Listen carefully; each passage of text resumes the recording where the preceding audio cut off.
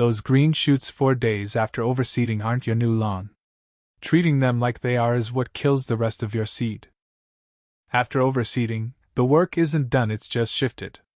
The seed is in the ground, but now it's completely dependent on you. What you do in the next 10 to 20 days decides whether you get a thick, dense lawn or a patchy waste of time and money. Here's exactly what to do after overseeding to make sure the seed actually grows. The single most important thing after overseeding is water. Start watering the same day you seed. You need to keep the top 1/4 inch of soil consistently moist. That's not soaking wet, just moist.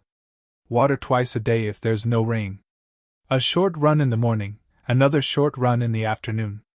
You don't need to water for hours. You need to water consistently. If you can't be home twice a day, set an automatic timer on your sprinkler. It's worth it. Here's where most people make a mistake. In 4 or 5 days, you'll see green shoots coming up and think you're done. You're not. Those early sprouts are nurse grass, usually perennial rye, and it's designed to come up fast. It's there to protect the other seeds still underground.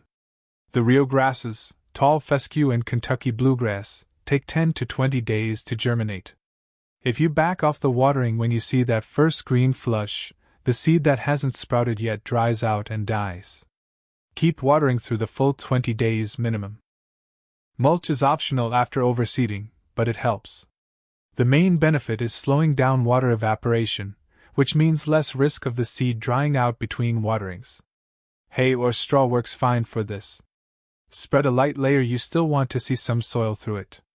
The existing grass stubble already acts as some protection, but if you want to give the seed the best shot possible, a thin layer of mulch over the top is an easy win. New seedlings are fragile. Foot traffic can displace seed and compact the soil before roots are established.